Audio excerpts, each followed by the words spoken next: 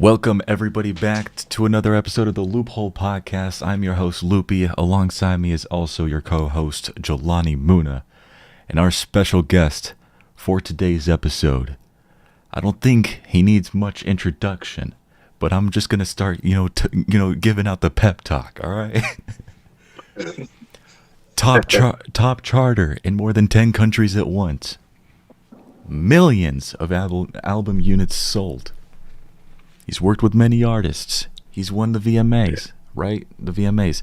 He's won the Grammy for the hit song Gangsta's Paradise with Coolio. And he's been this wonderful pioneer in hip-hop. Everybody, need I say more? LV, everybody. Hope you guys are all doing well. Everyone watching the podcast. But LV, man, I'm just going to give you just your moment to, I guess add more to your introduction, just let us know, the people you worked with and, the songs you're most notable for and, just talk about yourself for a little moment. Well, I mean, it's, to me, it's like, just, I don't really have too much to boast about myself. I just do what I do. I work with Tretch. I worked with Cam, which is from LA, rap artist.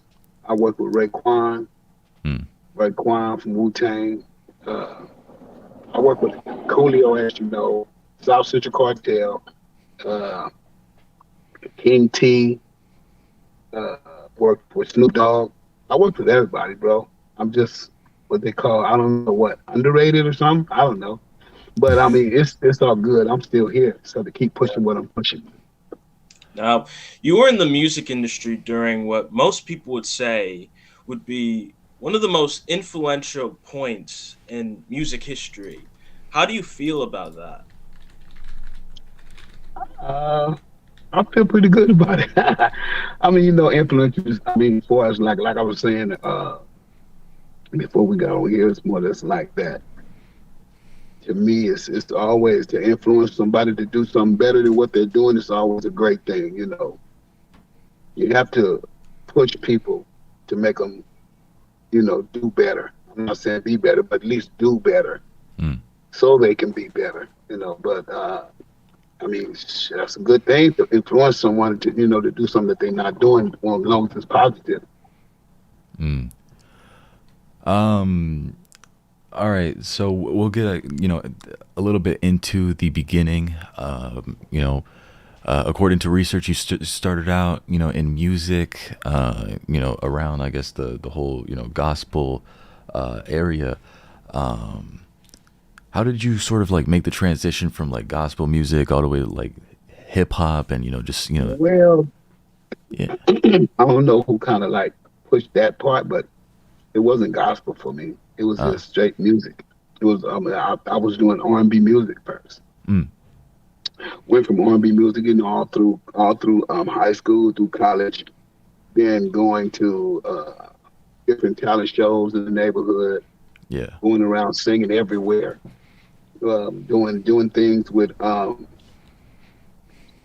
different cats. But I would sing. I would be in college, and we would go to these. We had a group. And we would go to different churches and sing, doing gospel music, but I wasn't into gospel music like that, Okay. But it was a good feel, so I loved it. I mean, I imagine you got a lot of knowledge about music, and then I'm sure you used that going into South Central Cartel. Tell me how was that experience for you? Just singing. For South Central Cartel and just working with that circle of artists, consistently for years. Yeah, for me, it was kind of crazy because I was like, just cat, like I said, once again, doing what I do. But I was around in the neighborhood one day just singing because I had stepped out, standing on the streets on the corner by my house. And I was just singing. And it was a guy that I went to junior high school with. His name is Gregory Scott. And I was just singing, and he saw me, and he walked over, and he's like, "Oh, man, how you been, da-da-da-da-da," like a long story short. And then he asked me, "Hey, man, we got this rap group, you want to sing this?" I said, "Man, I don't know about that, bro." So Prodigy from the South Central Cartel come over and hollered at me, told me all about, what they was doing. And shoot, it was after that, that was what it was. Started singing on all this stuff, everything. So Oh, go when ahead. when you made that transition, joining into South Central Cartel, was it stressful? Like, how was the process like? Like, was it very stressful to you personally? Well, I'm gonna tell you. At first, it was like it was a new thing to me because it wasn't R&B. It was me singing hooks.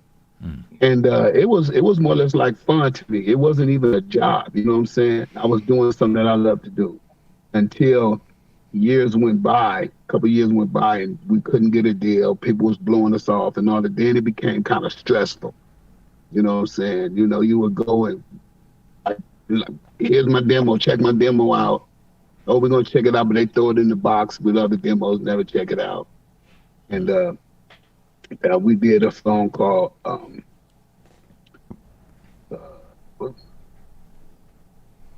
"Brother, Brother, Brother, How You Make 'Em Get Down." That was from the little thing from X Clan. Hmm. You Gets Clown, and Russell Simmons heard it, and Russell Simmons immediately got his South Central Cartel, man, and signed the South Central Cartel. But I didn't get signed because I was, still doing. I was just doing the hooks, but he didn't know that I was with South Central Cartel. And like I said, it was kind of getting stressful because I'm wondering why are you guys signed and I'm not signed. So, I mean, I really didn't trip until this manager that I hooked up with, his name was Paul Stewart, Mm. and me and him made a demo. I made a demo of like maybe 3-4 songs, and went through the process of trying to get signed. So Russell heard the demo. EMI heard the demo. Mm. Virgin Records heard the demo. And so they heard one song I had called Fire from the Gun. That's on my first album. It's called Fire from the Gun. And they all heard that song. And so now we got a bidding war going on. So the stress was over. So now it's like, who do I choose, who I want to sign to? And back then, artists back then was really getting paid for, signing to the labels. But the stress went away. So it was all good. Yes. It was fun, stressful, then it was back to fun. Yes. Speaking, about signing, let's, talk about, one of the labels, that I see, I guess, put out your music a lot more than the, I guess, other ones you've been in, Tommy Boy Records. Yeah, tell me like a little bit about that experience. Do you feel like, because you did mention just now that, signing to labels back then, just really helped out a lot of artists. And the music industry was actually like really, really active back then. Do you think that is still consistent in today's standards, or do you feel like, from experience, that there could be just a tiny little bit of a tomfoolery happening with record labels? Well, first, right now, record labels, I wouldn't sign to a record label. I would do it independently, like the young cats are doing now, because you do it independently and you get more of your money. You know what I'm saying? Back then, like, okay, we sign you for, just say, okay, when I got signed for 500. Right? So now, 500 went on recording, went on videos, it went on the clothes and stuff they were buying me. So I didn't actually get the 500. Yeah. What I got was, at that time, I got 150. Oh. So the rest of the change I had to recoup. You know what I'm saying? Yeah. Which out of that deal, they was going to give me 2 albums and so many videos. So after the first album, it went back to the stress. Mm. So because they took, well, I'm going into this story now. So they took a song that I had gave it to my man, right? And so after that, they didn't want to they did my song "Throw Your Hands Up." They did "IMLV," but after those two songs, they didn't want to do. They wanted to kill the album and go and start doing a whole nother album. But I had like other songs on this first album that I really wanted them to put out and promote and do videos for, but they didn't want to do that. Oh. So I basically left the label. Ah. But the good thing about it was I had a good attorney, and I left the label without owing them anything. Good. So I didn't owe them nothing. So I was blessed that way. Because, you know, normally back in days like that, the artists, a lot of them still owe labels right now today because they get so much money, but they promise them so many albums. You know what I'm saying? And some of them never recoup the money because the record labels don't want to promote no more because they just spent a lot of money on the first albums. So I mean, you know, it's real stressful. So I would say, like right now, the best thing for the young kids to do right now is to do it independently, man. Yeah. You know, work your own horse. Get out there and get your bread. Yeah. I got a question now about what you just said. So you have or had songs that you really wanted that label to, you know, to put out because you had a lot of belief in that project, I assume. And you're saying they didn't really take it into consideration. Does that mean there's more than what the listeners have heard?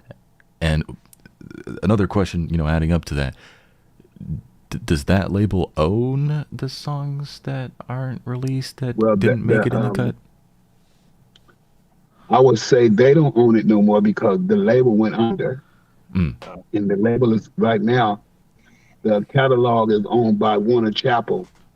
So some of the they own it, but I own some of the rights to the songs too. So okay, it's more or less like if I put it out or they put it out, I get money and they get money.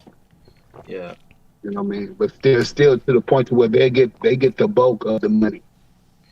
Oh yeah. But I get a nice percentage though, so I'm not really mad. I'm just mad because the lawyers, the labels, all of them, they start working together to be.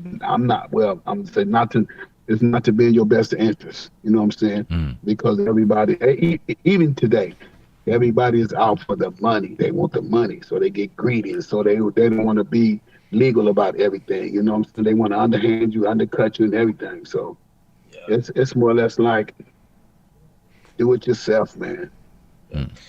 Now, when it came to the stress, how would you handle that stress? Like, what would you do to like go through with the stressful times?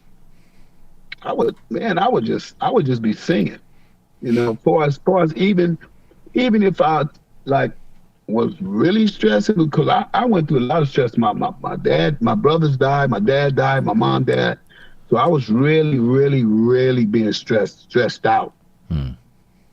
And you know, when some people, they get stressed out, they turn to drugs or they turn to alcohol or they turn to whatever they turn to.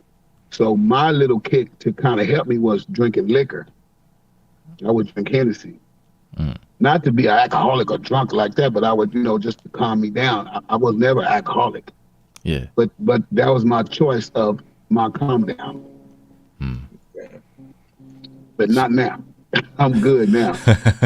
But you know, because I'm just in at the time, man. You know, I lost my brothers. I lost my father, my mother. Man, I lost a lot of my kinfolk. So a lot of family. Do you have any children? Yeah. I have 4 kids, 2 boys, 2 girls. I have grandkids, 2 boys, 2 girls. Great. I got something to live for. Yeah. Besides myself, I got something to live for. I mean, I imagine they must mean, you know, just everything to you, and you know, it's inspiring, man. Believe me, they do. I have a son. He's as of right now, he's 28. He's produced. His name is Larry J. On his little tag is called "Making All the Hits." Okay. Where would we find Excuse me? Where would we find these songs like to listen to? Well, I mean, they're on YouTube. Oh, YouTube. Okay. Yeah, Fire from the Gun, all of them. Man, I have songs. I have songs, bro. But you know, I never did trust another label, so I never did give them my songs to put out. So Mm, now that I'm doing my own thing, I'm gonna be putting mostly all my music out. So yeah.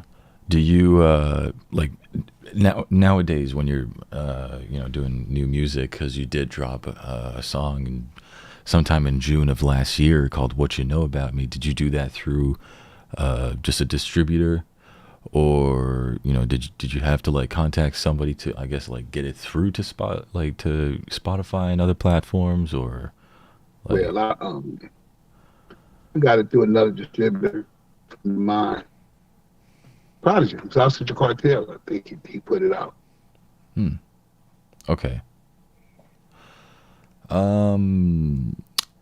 All right. Let's get into, I guess, a little bit about the main stuff. I mean, the stuff that, I mean, Come on with it.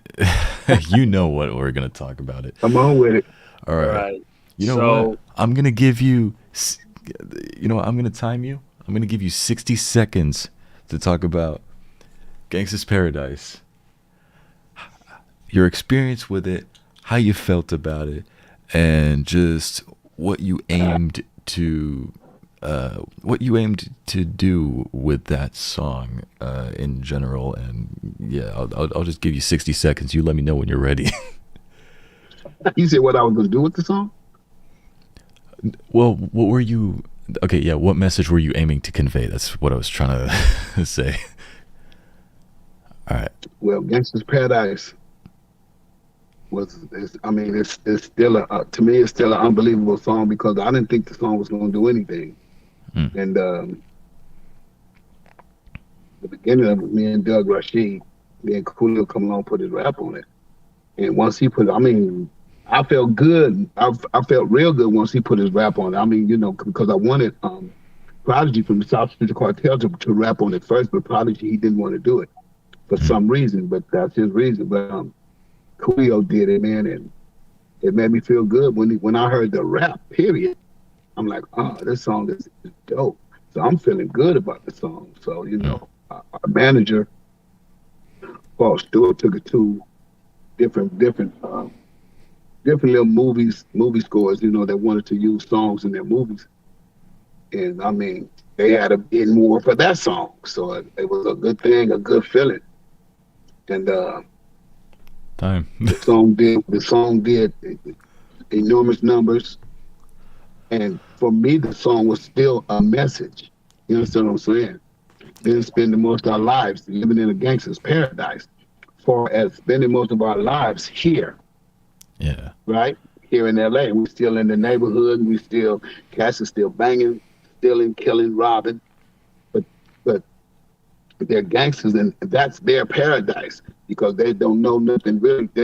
I'm not gonna say they don't know nothing else. Some don't, some do. But this is the things, like I was telling you earlier, this the things they have to do to support their families. Mm-hmm. yeah. And some just do it for recreation, bro. Just keep it real. Some just do it for recreation. And I've been telling, man, we spending most of our lives living in the gangster's paradise. But why can't you understand and realize the person that you're hurting is me and you? You know what I'm saying? Even though you're doing what you're doing in this gangster's paradise, the outcome and the consequences is bad. It comes bad. It don't come good. Yeah. It hurts you. It hurts your family. It hurts everybody once the consequences start happening. Because you're doing what you're doing. You're having money. You're having fun. You're doing what you're doing, man. It's all good. Now when you get caught, police catch you or somebody catch you that you done that wrong too, or however it's done. Even far as blue collar crime, it's the same thing, bro. Gangster's paradise, lawyers, doctors, whoever else, the government. It's still a gangster's paradise. It's like, because everything is ran by them. So it's like the people that's poor, it's almost like we have to do this. Yeah. We have to go and put harm on other people. Seem like you got to do wrong before anybody even notice you. You know what I'm saying? You're just out here, man. So Gangsta's Paradise, man, it's a song that people relate to. It hits their heart because this is what they're doing. Yeah. You know what I'm saying? And even for the people that's not doing it, it hits their heart too because they see what's going on. Mm-hmm. My 6 seconds up. Oh, they were up like a long time ago. Oh, my bad, bro. That's all right. It's all good. I just had to, man. Yeah. When I started talking about Gangsta's Paradise, I just get deep into it because I know what it meant to me. Yeah, You know what I'm saying? I course. knew the message I was putting out there. So Yeah, of course. Hey, I mean, look, you know, it gave a lot of people goosebumps. Look, I've never been involved, you know, with shit like this, but I know people who have, unfortunately, and you know, things don't end the way you wish they ended, and yeah, goosebumps, man, and it's part of it's part of the goosebumps don't. Well, goosebumps don't compare to nothing when you've been shot. Yeah. Yeah, I've been shot. I was shot 9 times. A lot of people don't know. Oh. I got shot 9 times doing the stupid shit that I'm talking about. So yeah, the bridge definitely makes a lot more sense. I mean, the tell me why are we so blind to see that the ones we hurt are you and me? It's just like yeah. I mean, like, why are we just doing this shit? I mean, man. Where is this gonna bring us? I mean, it's ridiculous. Like I said, it's just more evil being set inside the world, bro. And you know, a change need to come. So, but the change is only gonna start with you and me. It's not gonna start with somebody somewhere else. You gotta, make it. If you want to change the habit, it has to start with you. Yeah. Oh, I wanted to know another thing because Gangsta's Paradise is like a remix of Stevie Wonder's song Pastime Paradise. How was it like getting the rights to be able to do Gangsta's Paradise? Boy, it was hell because basically the rights, it's a big chunk of the rights still belong to Joe Bett, which is very great from Motown, and he still owns a lot of those rights. So, like we got a small percentage of it, but our percentages became big because the song did so big. So, but it was a problem getting that man to signed over. Let's talk about the question. Let's talk about the question probably everybody asked. What did you think about the parody? Because I have not actually, you know, seen you or Coolio. To my knowledge, I haven't seen anything, you know, being spoke about this. What did you think about Weird Al Yankovic, Amish Paradise? Oh man, shit! I didn't have a problem with it. Coolio did. Oh, Coolio did? Yeah, I never had a problem with it. I'm like, dude can emulate Michael Jackson's song into the way he do it, bro. And Mike don't care. Why do we care? All you did was actually make our song a little bit bigger than what it was, even more, because everybody said, "Oh, well, he doing Amish Paradise. That's Gangsta's Paradise." You know what I'm saying? So yeah, made people go listen to our song even more. Yeah. So I mean, I didn't have a problem with it, bro. I was never tripping off of that. Yeah. Well, okay. Maybe Coolio talk is a little bit sensitive, so we'll just keep it like very, very quick. So like we talked a little bit before the podcast started, but as far as, you know, outside of the music industry, have y'all actually, you know, stayed in touch? Because I was actually, you know, like just a couple weeks ago, like I was just looking, you know, down at his like Instagram page, and I was seeing like him do live performances of Gangsta's Paradise. Did he ever like invite you to do a live performance one time? You know, like yeah, well, I did it with him. Like, listen, from '95 all the way to the end of '90, maybe '97. Me and Coolio, we did Gangsta's Paradise those 3 years. Yeah. Everywhere. I mean, everywhere. And I guess he really, because you got Coolio, you got LV. I got an album, he got an album. So if we're doing this Paradise together, it's like you had to get promoted to pay me, right, for my album. Then you had to get the promoter to pay him for his album. And then the promoter was actually paying us for Gangsta's Paradise. Yeah. So where the situation came in at is that I guess somebody felt like I wanted too much money to sing Gangsta's Paradise. Which that wasn't I'm gonna just keep it legit. That wasn't the problem. The problem was somebody was too greedy. Yeah. Didn't want to pay me. So honestly, what made me, because like I have seen a few like live performances from those years, 95 to 97. I think the one that really stood out to me the most is the performance you did on like the Howard Stern show. That one really just stood out to me because it was just, you were at this like, this radio station with Howard Stern, and then like, it was just a full on studio, but just the idea, like just to see genuine, just out of this world, just legendary performance just being done at a radio station with actual heart and emotion and just both of y'all's abilities, meshed together. I mean, it was really like, I think it's one of my favorite live performances to date. Really the one that stood out to me. How do you like, I don't know, how did you feel about Howard Stern? I mean, knowing that you kind of just went everywhere, to perform everywhere. I mean, I really got a kick out of doing that with Howard Stern though, because did you see it all the way to the end when Howard Stern started singing? That was hilarious to me, but I enjoyed it though because I'm like, wow, he's actually singing my lyrics, and it's a trip because Howard Stern's big. He's a big cat. Yeah. We were small fish in the ocean. He's a whale.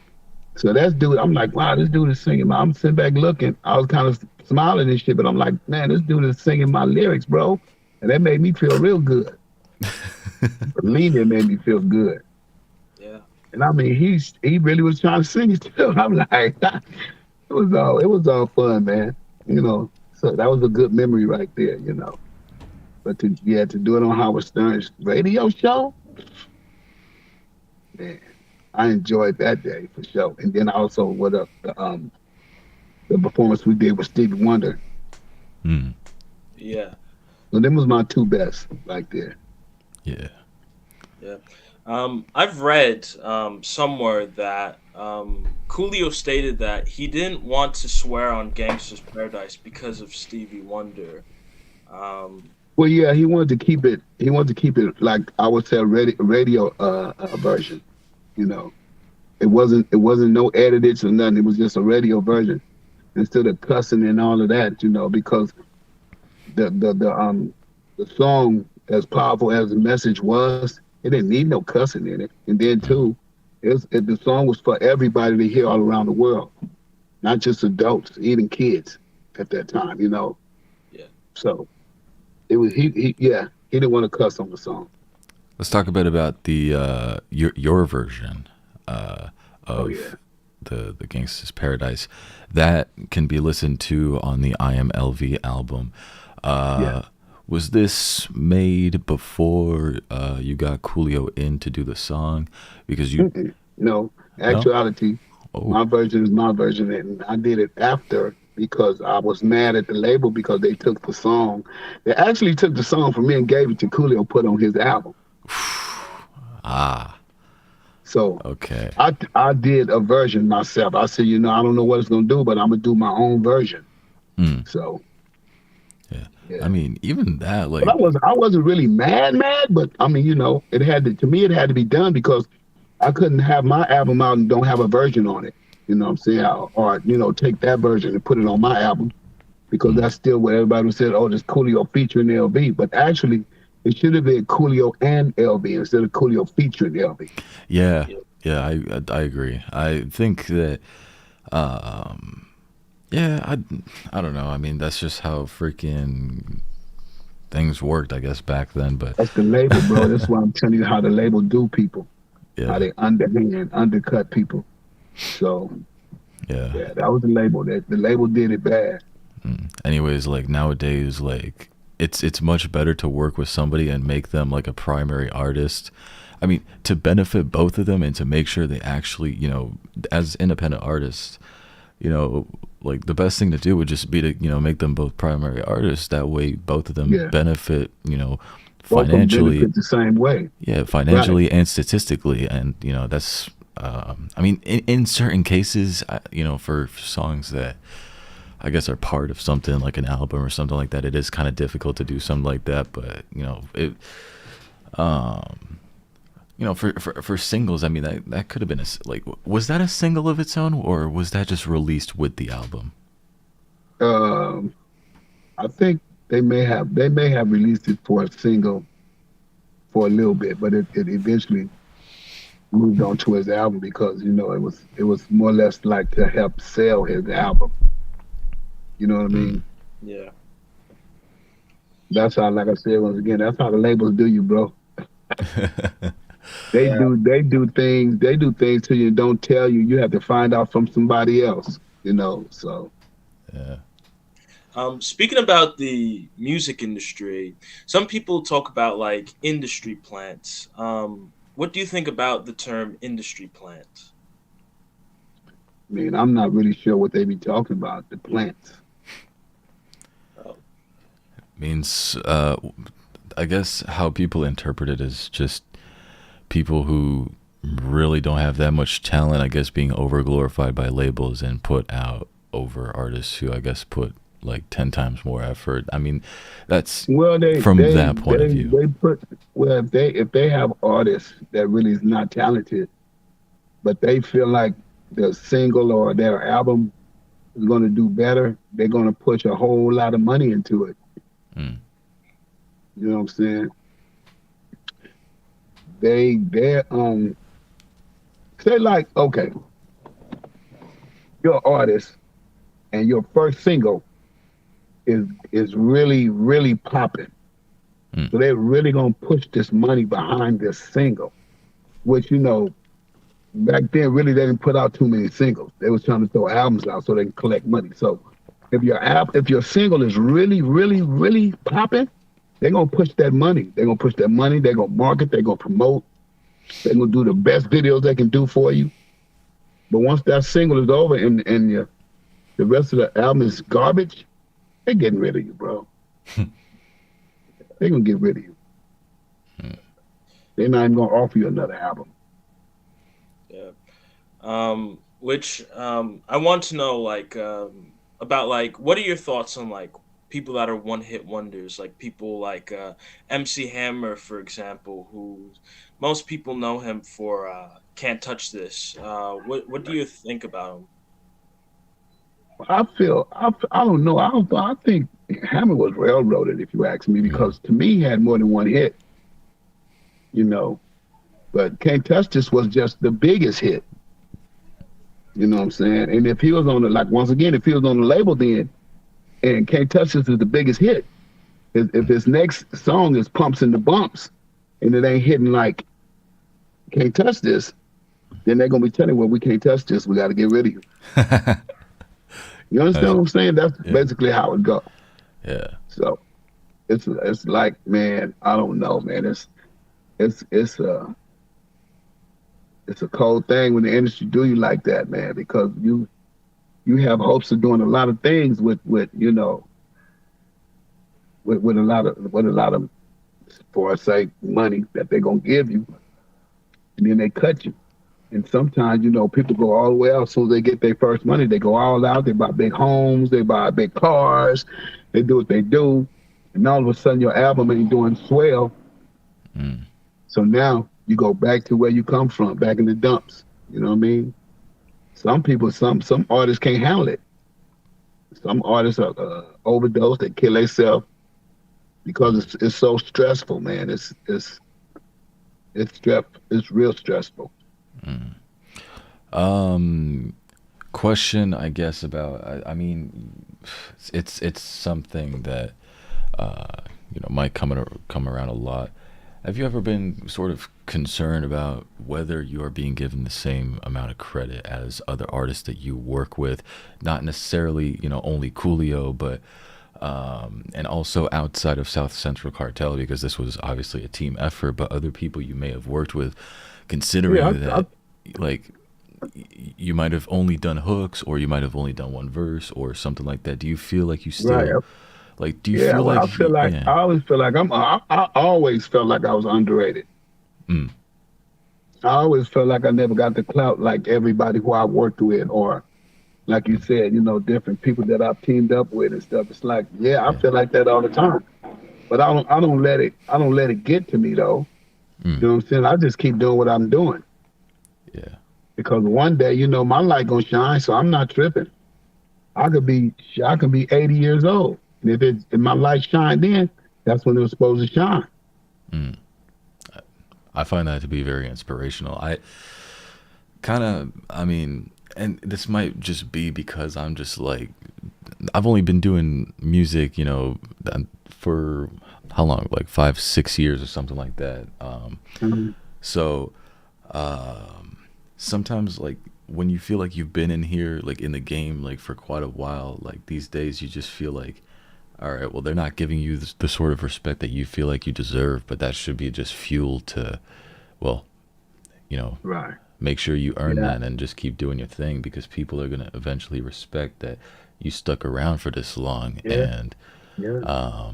like longevity is definitely key, you know what I mean? And Yeah. that's what I sort of push for. I push for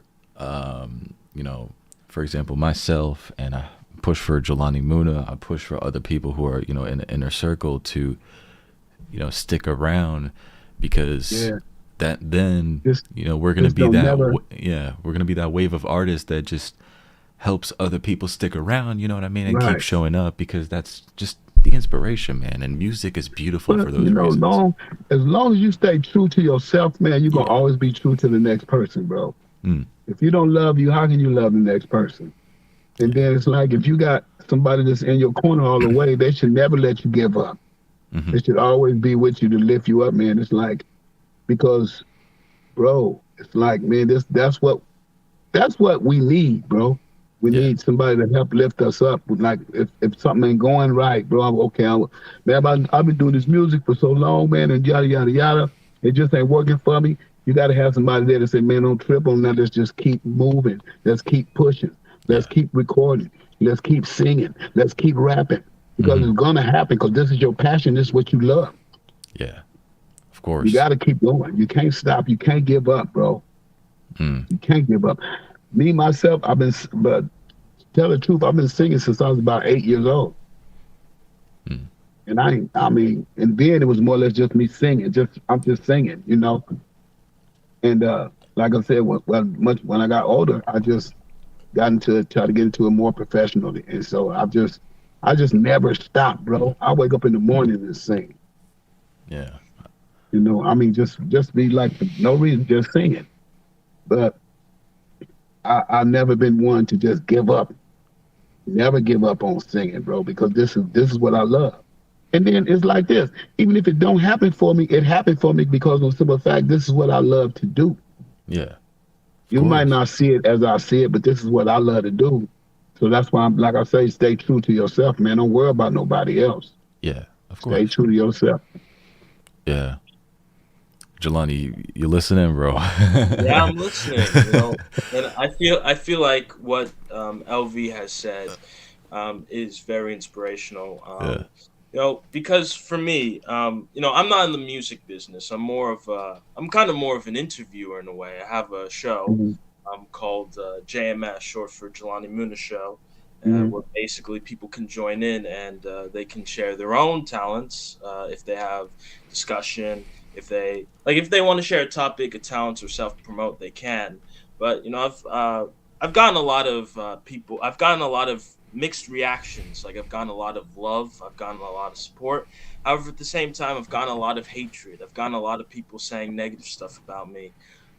What would you say to people that are starting out and they're getting like a lot of hate? Like, what would you say? Like, what would be your message for that?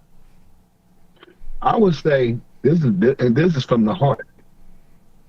The people that show you love, you suck all that in. Keep it in, hold it in. The people that's hating, you learn from them. You learn from them. You know what I'm saying? And I'm not saying hate back. I'm just saying, okay, they have their opinion. Their opinion is their opinion. Maybe I can learn from their opinion. Maybe I can take from something that they're saying and make it better on my end. But if they just hating, say, oh nigga, you ain't this, you ain't that. Okay, we're not talking about that kind of hate. That's just hatred. But if they have their opinion, it's saying, okay, Jelani, you cool, but your microphone is crooked, or you know what I'm saying, or you just say your interview was whack or something like that. You know what I'm saying? Well, why was my interview whack? Tell me why. You understand what I'm saying? Yeah. So then if they can give you an answer, then you learn from it. But the ones that's throwing the love, you grab that in and grow from that. But the ones that's throwing the hate, you learn from that. Yeah. I mean, let me just say something about Jelani. I mean, did you understand that though? Yes. Okay. Jelani, when it comes to my podcast, he's my right hand man. You know what I mean? Like we think about how we do things. If we're completely honest with you, you might know this by now. We don't script this. This is not scripted at all. We have not. Right. It's all live. We have no notes at all. Wow. I just got home from a 7-hour trip, from Paris back to my city in France. Like I didn't have time to really think about, okay, what should I ask him or anything. No, it was like, all right, I'm home. Let's get this set up. I mean, off the top of the head, just ask me what you want to ask me. Like I said, and to the best of my knowledge and my answer, if it's something that I don't want to answer, I'll answer real discreet. I mean, bro, I feel like this. If you have a show and you want to ask things, it should always be live. It shouldn't be scripted all the time. I just say, come off your head. Because it's like, basically, the podcasting is, to me, it's a conversation going back and forth. It's nothing I got to read. Okay, well, how old is your mom? Well, where your dad work at? Some shit like that. Or your sister and brother go to school. See, that's the scripted things. It's like, man, come off the head. Ask me what you want to ask me, bro. Yeah, because, I mean, you never know. I mean, like, you might just learn something valuable. And this is what the Loophole Podcast is about. We want to be that source of, like, not this, just this media thing where it's like, oh, what did you think about this? Or how do you feel about that today? Or, I don't know, just like, how do you feel after knowing this news? And, what are you doing? And shit like that. And how often do you take a shit every morning? Like, something like that, Right. Just, people, if people have an opportunity to learn from people who have, seen it all, done it all, and, experienced it all, it should be, their time, through a podcast, a conversation, and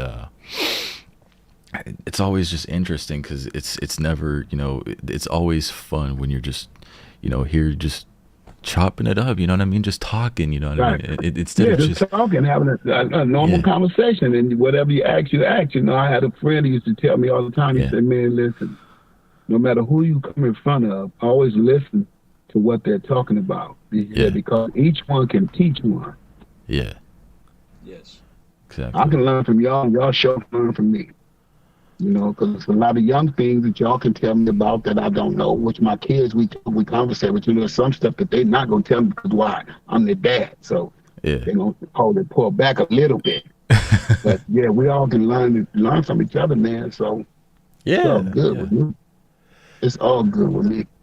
Of course. I mean, just it's just a lot of fun. It's much better this way, and I wish media sort of like kind of took that approach rather than kind of going like that whole TMZ paparazzi route. But obviously that's the industry that sells the most, and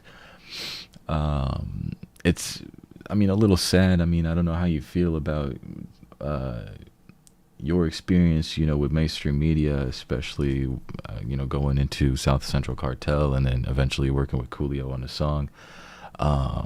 I mean, you might have had some bad experiences with media because all they do is just come up with some scripted questions, and there's no energy, there's no love, going into it. I mean, me and Jelani, there's a reason, like why, even sitting down with you and just having this valuable time, just learning from each other. There's a reason why this means a lot to us. It means a lot to me, just like it means a lot to Jelani. So. Yeah. And we want to bring that to the world rather than just the casual freaking gossip going around. Right. Things happen for a reason, bro. It's already planned, believe me. This happened for a reason. So it's like this ain't just no coincidence, It happened for a reason. Yeah. But like, how is life now? Like, how is life now? You're more like experienced with life. You're in your 60s. What is your like day-to-day life experiences? My day-to-day life experience, bro, is taking care of my little puppy. I got a puppy, a bully pit, micro. Man, I go through the day. I wipe my cars off. And like I said, I get up and sing in the morning. I still go to the studios. I still record. I got a young cat from Nigeria. His name is Amiku. I record with him. I record with this guy named Wally Ali. I still record with South Central Cartel. We also have an album coming out. So I'm still active, bro. I'm still doing my thing, man. So it's like I'm not gonna quit till I'm in the dirt, bro. You want to tell the people when's the last time the people have heard the recent South Central Cartel album? The recent one? When's the last time? Been a minute. Well, I was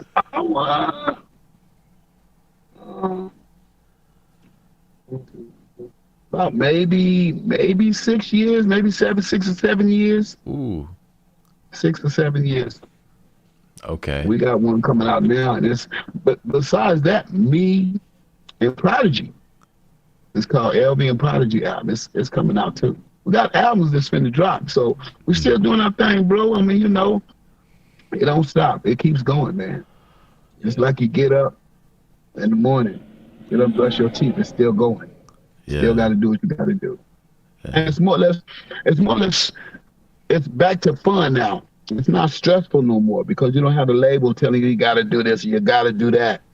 I mean, shit. It's like, if I just left from eating, about, hey, Prod, what's up? Be like, yeah, what's up? I'm like, hey, man, we come to the lab and throw something down. Like, come on.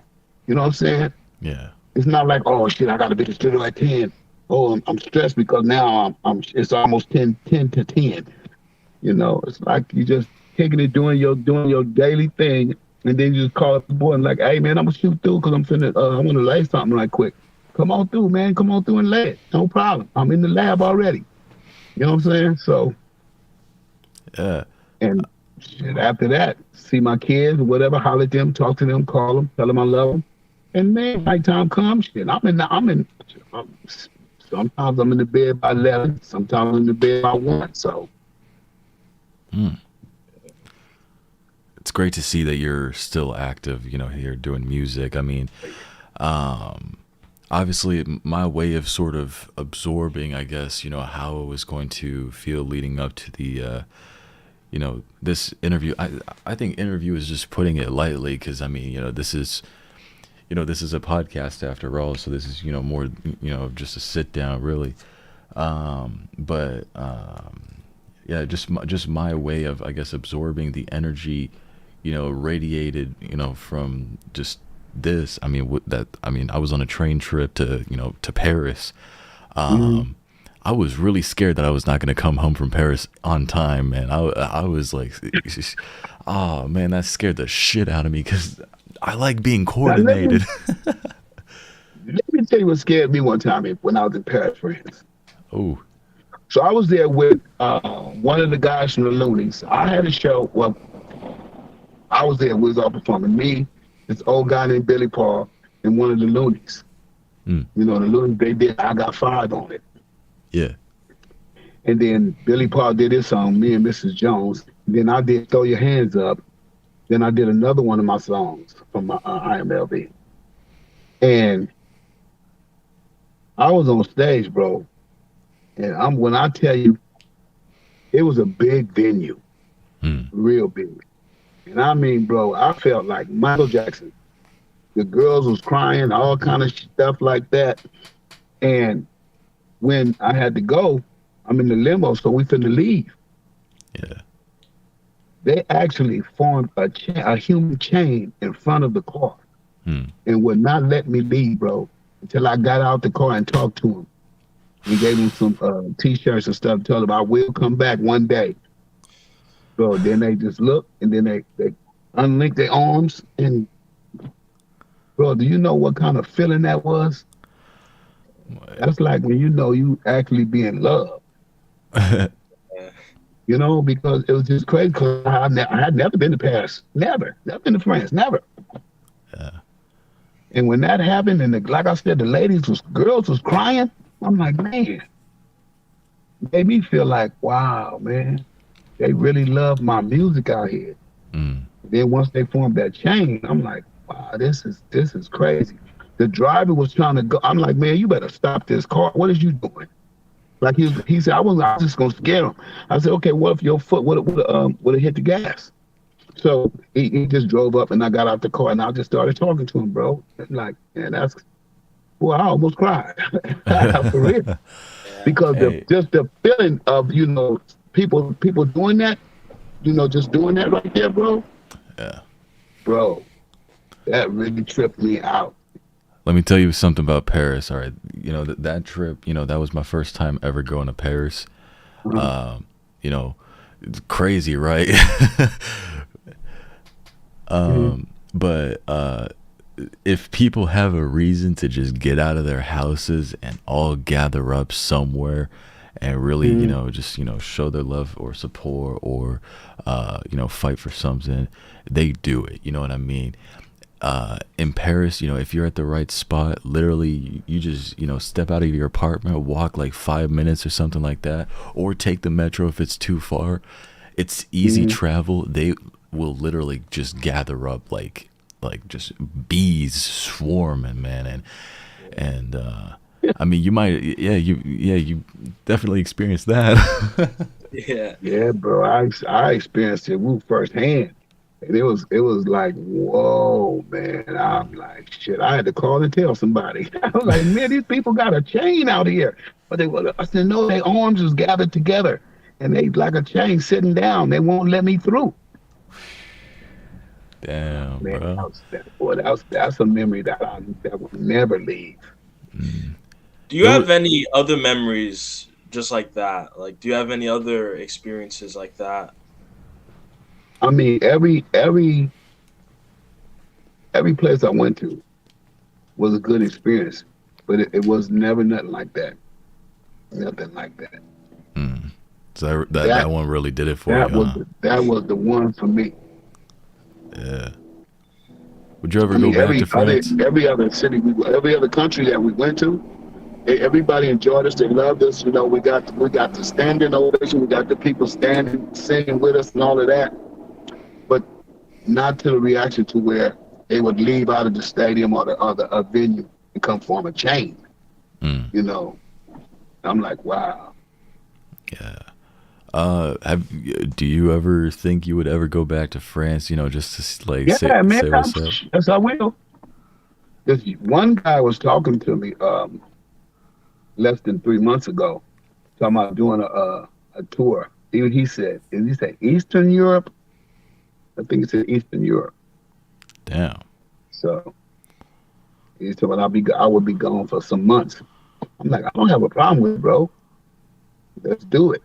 So I'm waiting on his call back now. So if it happens, it happens. If not, it's not. I'm tripping. If it happens, yes, I would love. Love to go back to France. If it happens, send me the details. I want to see you live. You'll trip off me live. Hey, like you crazy, bro. Yeah. Oh man, I mean, you would really trip off of me live. I never been to a concert like ever, man. Like so, like I mean, I've been to like I guess shows, and I was on stage before, but it was just like little shit. It was not like just watching actual like established artists perform Yeah. live, Right.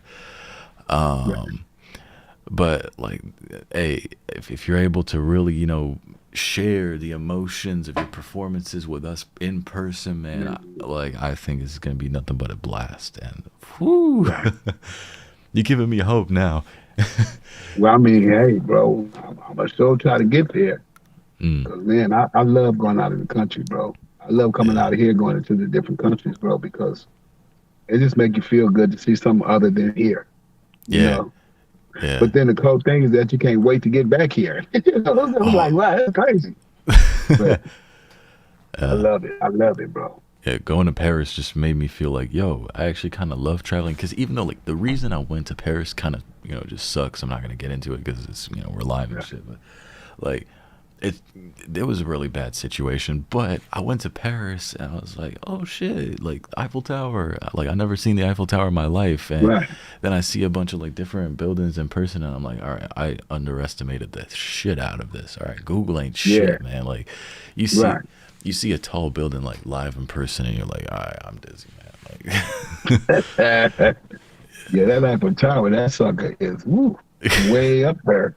Way up there. But I mean, hearing that experience so that you had in Paris is, Mm. it's an experience that you can't like. It's something that is so like amazing to have though. Like, I think a lot of people like to experience that. Like, even though I'm Yeah. not in the music industry, like I would like to experience that. Like, just Right. Even yeah. Even if you're not in the music industry, still just to experience it. Because like I said, that's a memory that I'll never ever forget. That's a memory I know I'm gonna take to my grave with me. yeah. You know. Mm. Hey, both of you, I'll be right back real quick. Just got to do something. I'll be back in a few minutes. Shalani, take it away, brother. All right. Okay. So, however, though, LV, I've kind of wanted to know about like more about you though, like more personally though, and everything. So, like, were there any like terrible stories? Like, any like, what was like the worst fan experience you've ever had? Mm. I really haven't had any. Well, no. Where was we at? We was in let me think. Trying to think of where we was. It was a lot of Nigerians there. And was it Switzerland? It was one of these places, man, and to where the uh the Nigerian cast was really, tripping or whatever they was doing what they was doing. Yeah. And my man, they took off running. They didn't stay, but they gonna tell me, man, come on, let's go, let's go. They tripping in there. We hadn't even went into the venue to actually sing yet. So and so they start storming, coming right back to where we were. So my boy that was with me, his name is Chuck, Charles Hooks. And he told me they coming. He said, man, they coming, man. What we gonna do? I said, man. So I grabbed the biggest stick I could see. I said, man, I don't know what's gonna happen with us. I said, but the first two or three cats is gonna feel it. So he grabbed his stick too. But by that time, before they came back there, somebody started shooting in the air. Oh. Pow, pow, pow, pow. And so if they all ran back the other way, because they thought, I guess they may have thought we were shooting, but we didn't have no gun. We was artists. We was there to perform. So they all went back the other way, man. So that was the worst. That was one of the worst experience that I had experienced for us, like going to another country. Mm. Um. All right. I got something. All right. So I'm gonna mute my mic. Just in case this is a subject that we shouldn't talk about. I'll just mute my mic.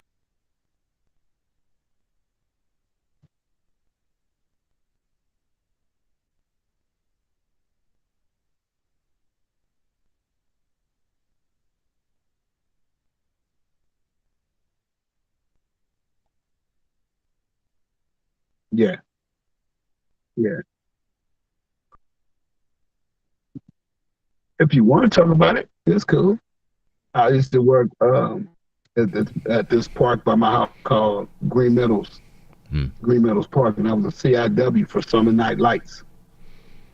Okay. Yeah.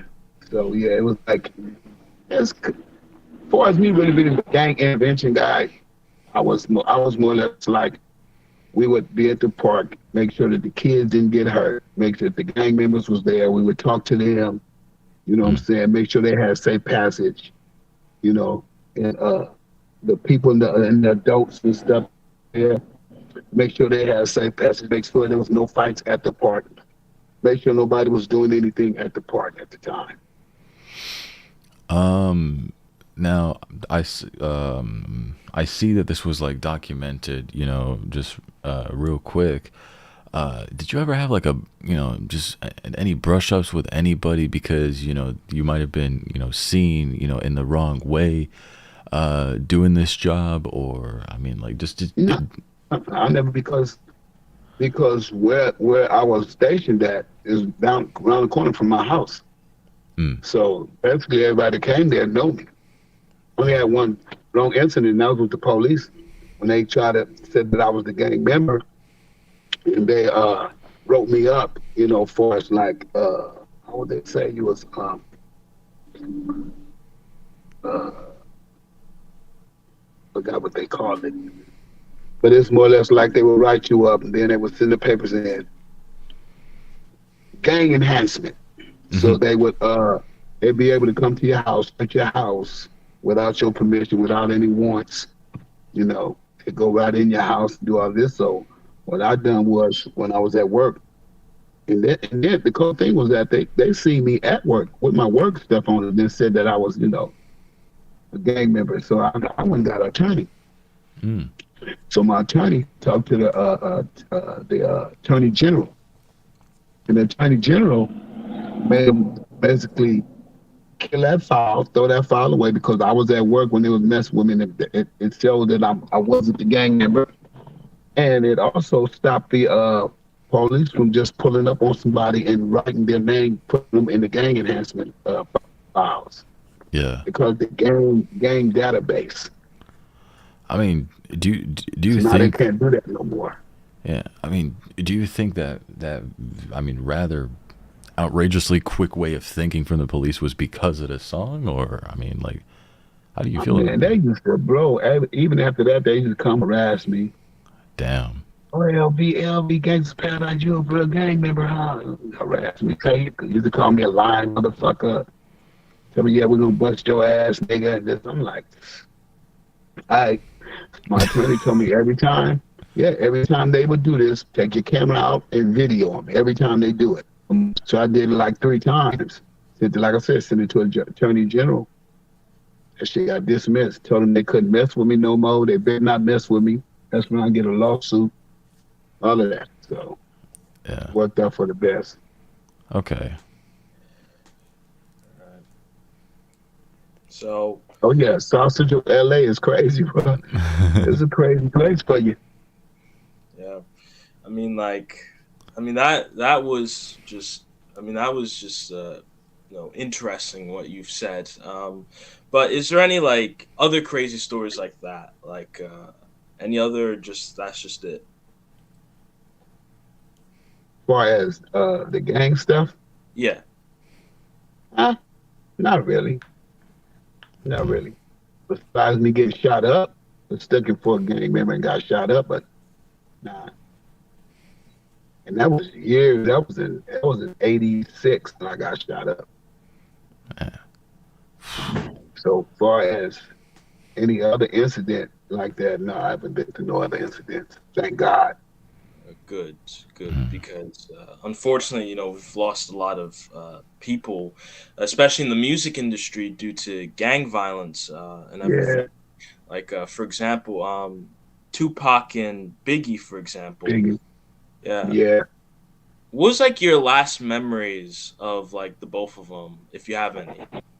My last memory of Tupac was when me, South City Cartel, and Tupac, we was well, it's not the last memory, but one memory was like We was going to do a photo shoot, and he came and he had his little outfit on, but he had a bulletproof vest on over it. And I asked him, "Why do you have a bulletproof vest on, bro? Ain't nobody after us." He said, "Oh man, well I'm just staying ready." I said, "Okay, bro. I have nothing to say about that one." My experience with Biggie Smalls, though, man, I used to go to New York and kick it with Biggie all the time. When I went to New York, I would kick it with Biggie and I would kick it with Tupac. I mean, my bad, Tretch. Me, Tretch, kick it. Then I'd leave New Jersey and go back to New York and kick it with Biggie.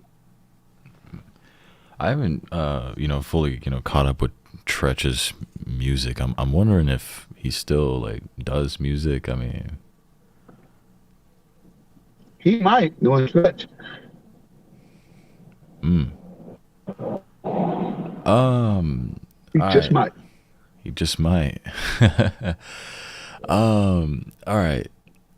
How do we transition this? Jelani, do you think we should do a little bit of trivia? Sure. If I feel like that would be great, kind of learn more about how LV kind of does things. All right.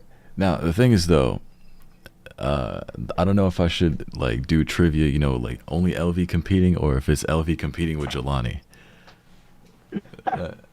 Because the thing is though, it could be literally just any category, man. It could just it doesn't even have to be, like this subject matter, or else, it's gonna get boring. It never does get boring for me, but I'm talking about, the viewer's point of view probably, but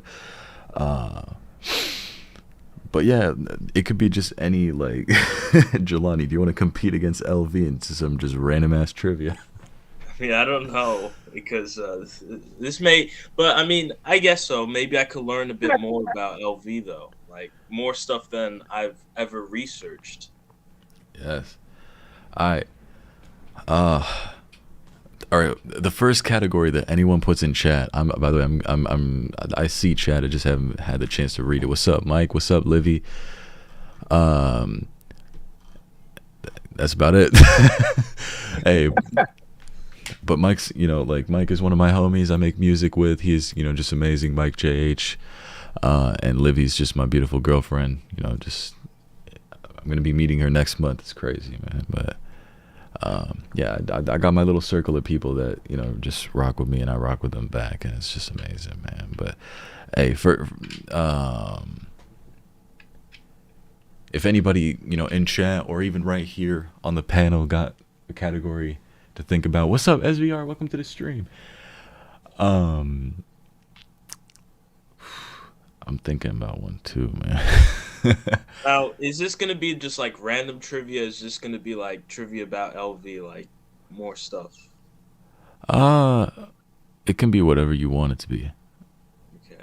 It could be just anything to lighten up, just add more energy to this podcast. Not saying that there's lack of energy. That would this podcast episode so far has been just crazy. I mean, like, it's been amazing. Like, I mean, like, what we could do. Remember how like we'd always try to guess flags?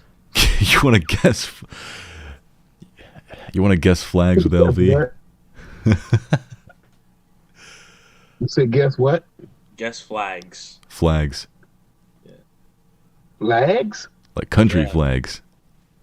Oh. I ain't into flags. Going into flags.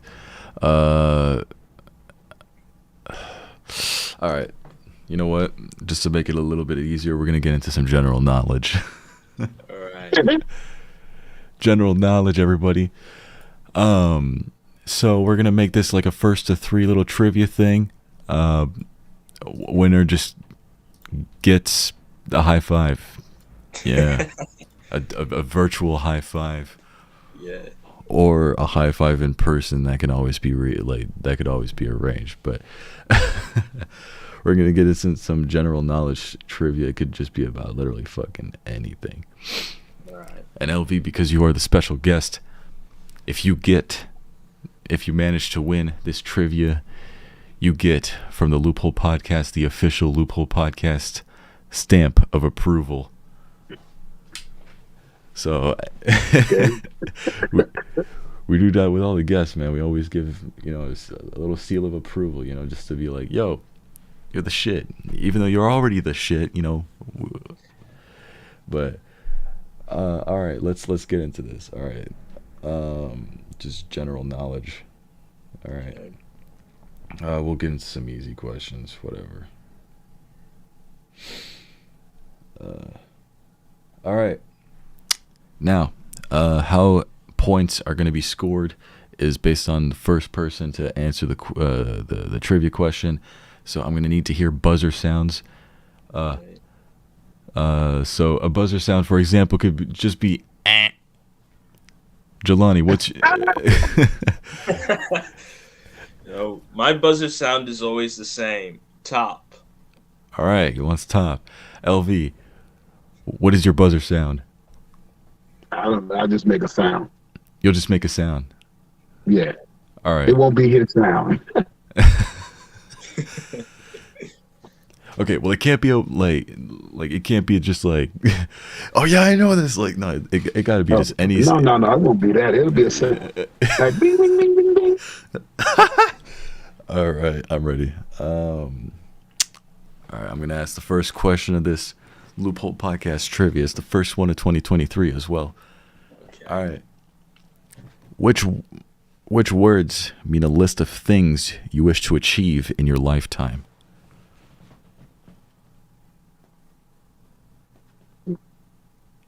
You ain't know me. Bing, bing, bing, bing. LV was.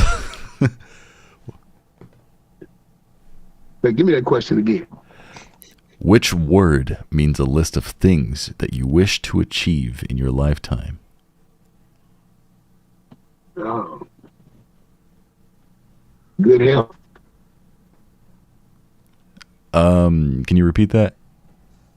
Good health. Wrong answer. Jelani Muno. Bucket list. Ding, ding, ding, ding, ding. You got the Bucket list? Yeah. Oh, okay. Okay. Let's see. Really good at shit like this, but I don't know what's happening. Go ahead.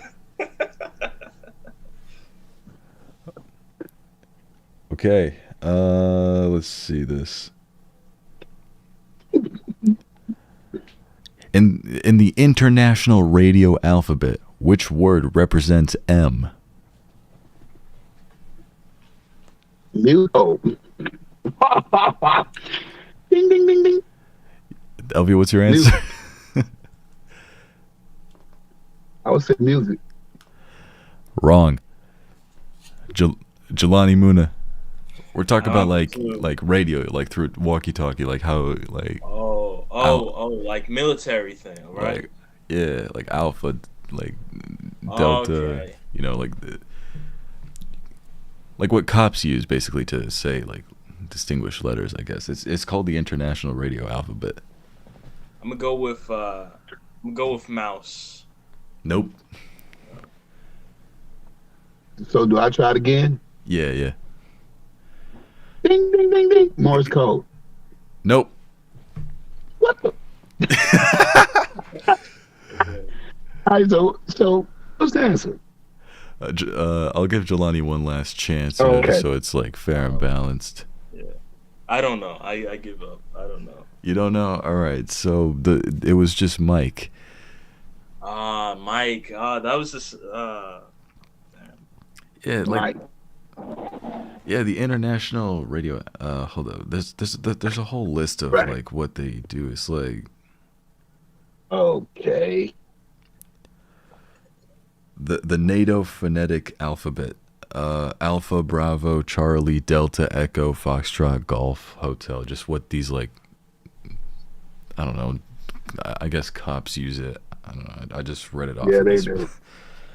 They do. All right.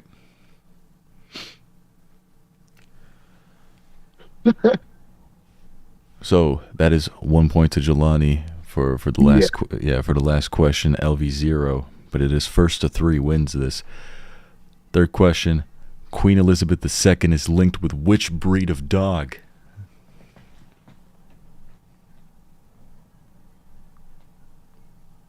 I can tell y'all are American.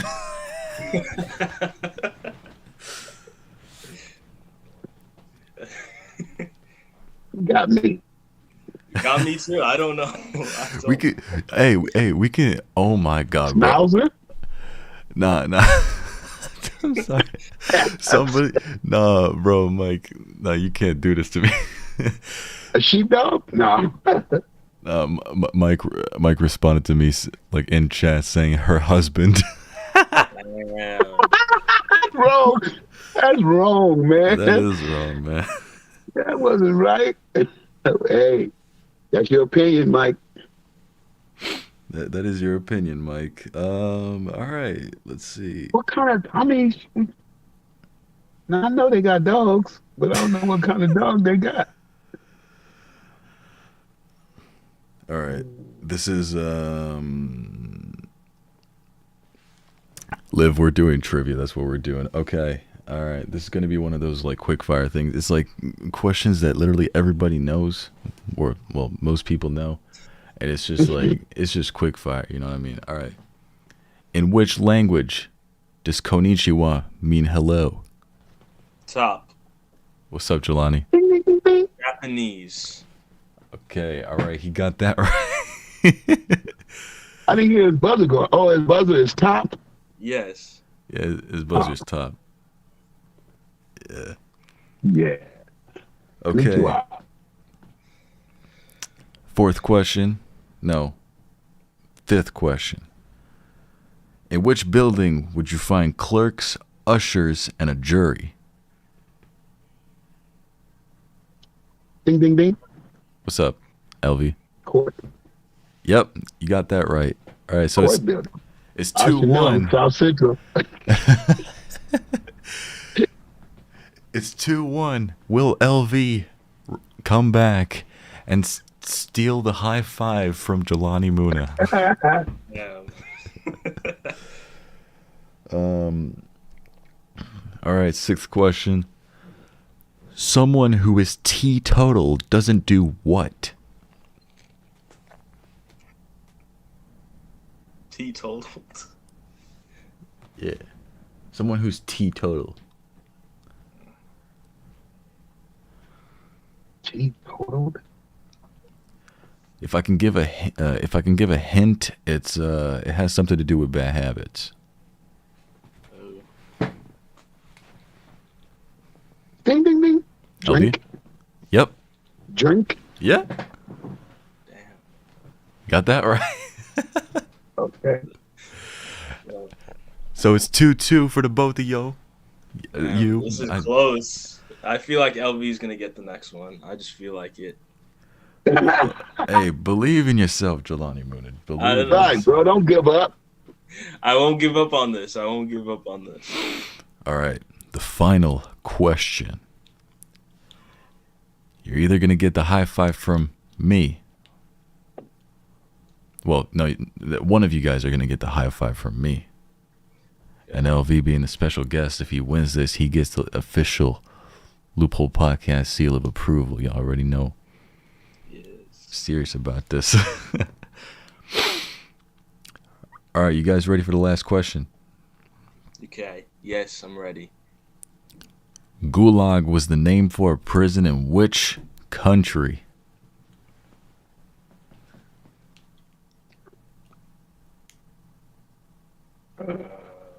Yeah.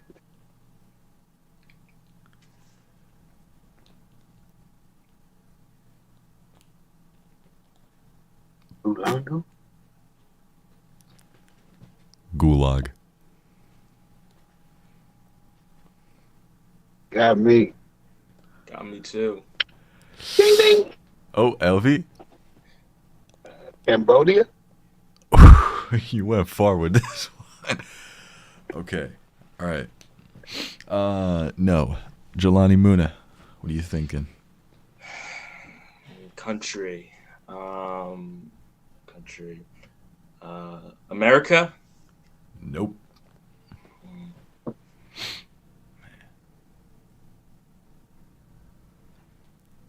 I'm giving you guys time to think. Which country did the word gulag come from? Gulag? Gulag. You said G-U-L. gulag? Yeah, G-U-L-A-G.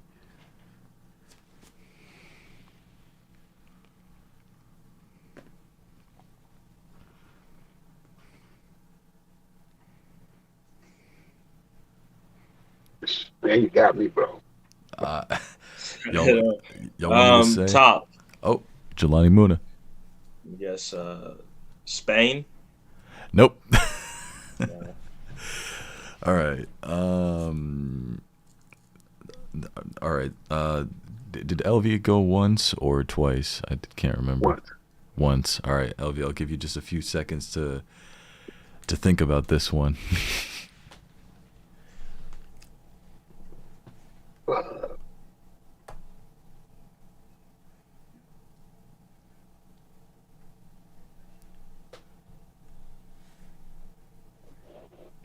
Hey, Russia?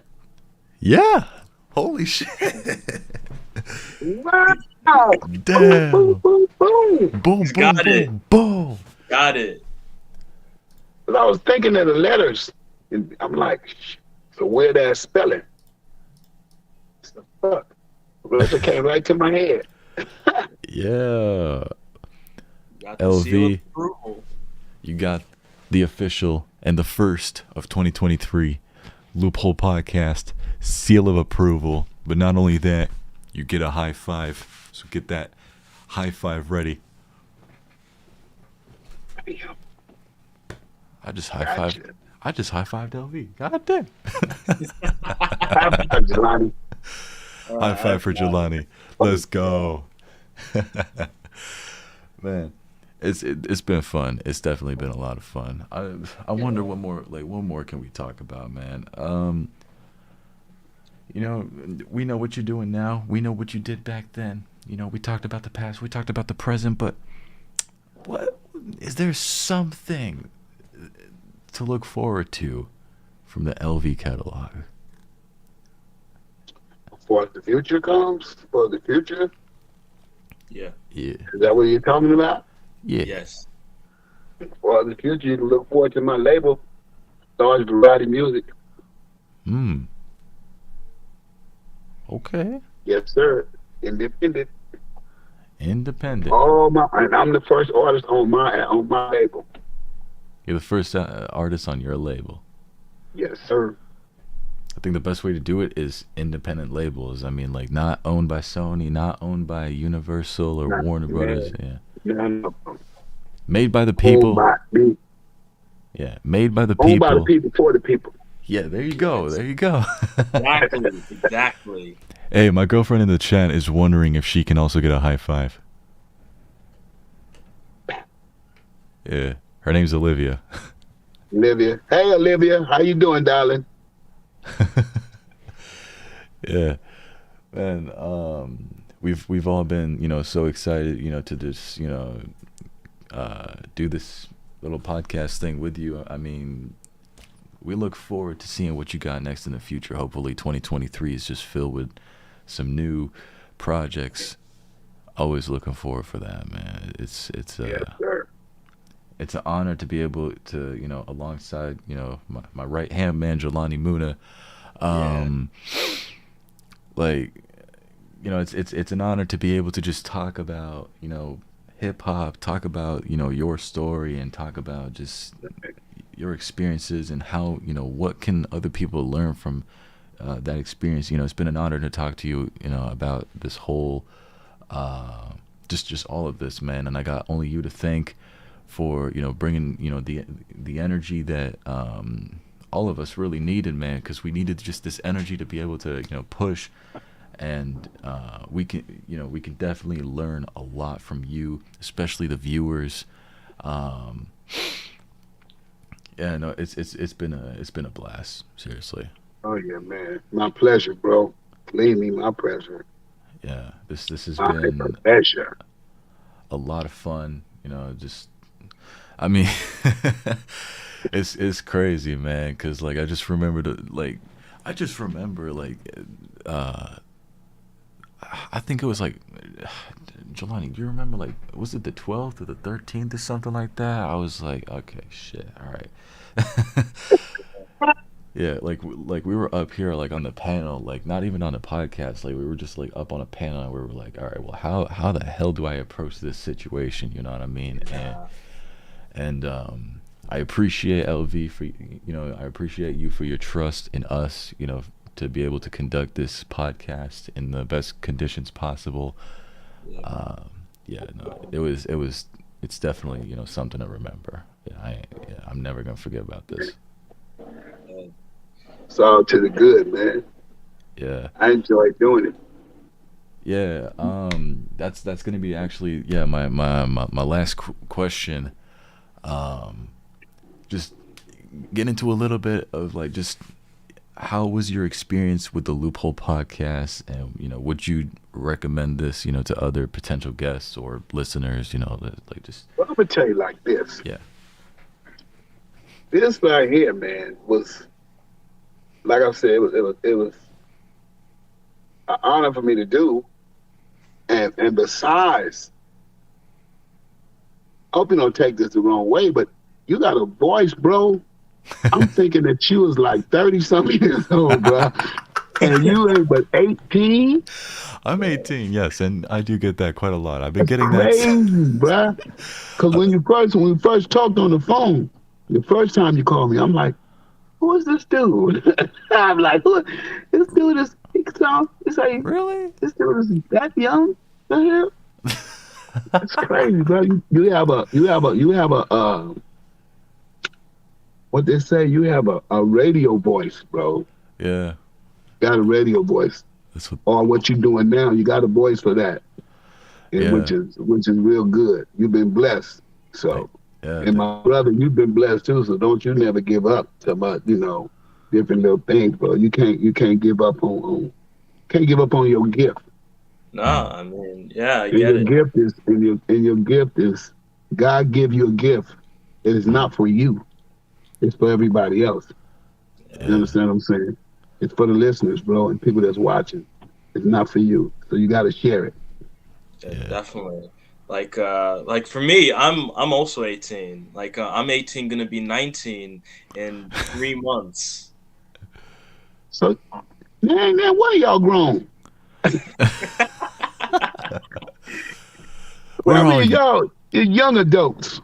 Yeah. But you're not grown yet. That's crazy. But it's good though, man. Like I said, boy, you can always learn something from younger cats, man. Yeah. Especially the ones that got your head on your shoulders, bro. Yeah. Y'all got it. So it's crazy, man. Don't stop. Don't stop, bro. Don't stop. Do not stop. Yeah. Anybody try to discourage you, stay away from them. Point blank. Stay away from them. Damn straight. That's crazy, man. I was 17 when I called you on the phone the first time, man. Yeah. Hey, I'm fresh, man. Yeah. Yeah, that's man, that's good, bro. Yeah. Just think of the years you got ahead of you, man. Yeah, man. It's crazy, bro. It's not even crazy, boy. It's a blessing, bro. Yeah. It's nothing crazy about it. Yeah, it's a little crazy for me because I haven't been in high school. It's crazy for you because you're young and you are experiencing it now.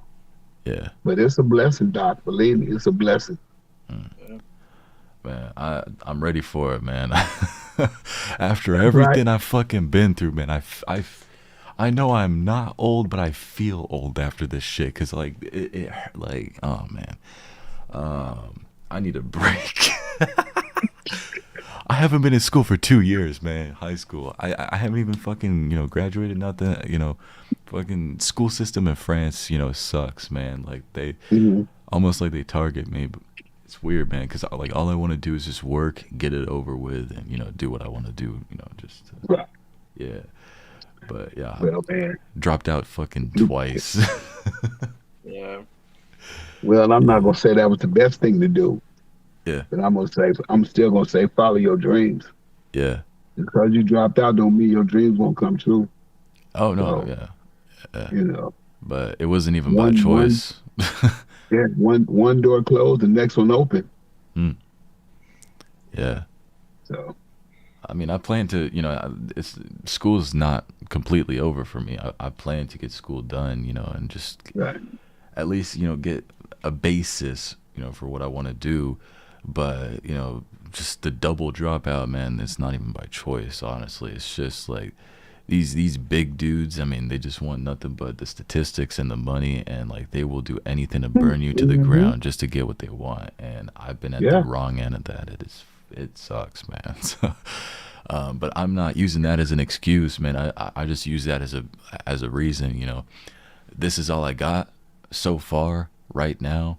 I'm gonna use that as just more motivation, more adrenaline to push the message for mental health awareness, man. Because like that's something that, yeah, man, that's something that's been just stuck with me for years, and I just want to push that message, man, to everyone. Yeah. That's good, bro. Like I said, just keep going, though. Even all through school, still keep going, keep doing your podcast thing, because you can do it. You can do it. Interview people at school too that have something going. You know what I mean? Yeah. Because it don't just stop with hip hop or R&B. It's like a plethora of things you can interview.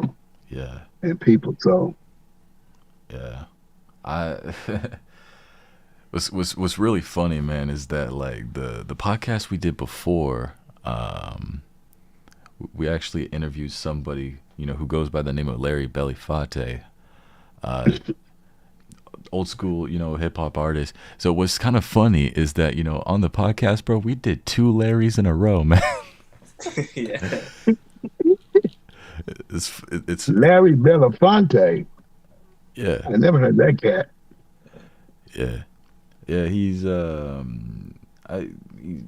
I guess doing his little independent thing, and it's our previous episode if you ever want to watch it. We're on YouTube. I mean, like he also had some very interesting stuff to say, and man, yeah. So I'm gonna cut this podcast short. We've been going for an hour and a half. I think that's pretty good, honestly. I think that's really good. That's real good. Yeah, I just want to thank everybody for watching this. I'm gonna say it, all right? I'm not gonna hide it. It's a very historic moment for all of us. I mean, like, just honor LV to just have you just chilling by and just talk about what and just teaching people and showcasing people what and how that will affect just the people coming next up. You know what I mean? And it's definitely an honor and definitely an inspiration. And see, even my girls in the chat going like, "Thank you, LV, for making my boyfriend happy." That's what you're saying. Well, yeah, like, what's up, bro? Man, doing this podcast, this cat from France, man. Oh, yeah? Yeah, say what's up. This is the son-in-law right here, y'all. What up, y'all? Hello. Hello. You chilling doing your podcast thing? Yeah. I'm gonna let you get back to it. All right, Doc, I'm be in a minute. All right. Yeah. So Yes, sir. just I mean, I if I keep thanking you, I think we're gonna reach the 2-hour mark. So I gotta cut this short, man. It's okay, man. It's like I said, man. My pleasure. If you got another day you want to hit me up again about anything else for us, hip hop or the streets, you let me know. Yeah. And look, just hit me up like, hey, LV, when we hit it about this, hey, LV, whatever, man. And just like, if you think I can give you what you need, we can talk. You too, Jelani? Yeah. Hey, I mean, I think it would be dope to see, because, okay, let me just, I guess, like, get into what Jelani does in his show. So he does his show, so he's doing Tuesday, Friday, and Sundays. Now Sundays. So when are you doing Sundays? 7 o'clock Eastern? It's 7 o'clock p.m. Eastern time. So the schedule is Tuesdays at 7 o'clock p.m. Eastern time, Fridays at 8 o'clock p.m. Eastern time, and now Sundays at 7 o'clock p.m. Right. Yeah. And So- basically, yeah. Now I'm gonna say when I have to, in a minute, cut it short. I have to use the restroom now. Oh, okay. All right. So, but I mean, bro, like I say, anytime y'all want to talk, just hit me up. Yeah. All right. Cool. Thank you everybody for watching and listening to the Loophole Podcast. It's been your host Loopie alongside me, also your co-host Jelani Muna, with the special guest as always, like just LV. Thank you once again. I hope everybody Yes, has sir. a wonderful rest of their days. Y'all have a good one. Fuck Lady Gaga, and y'all.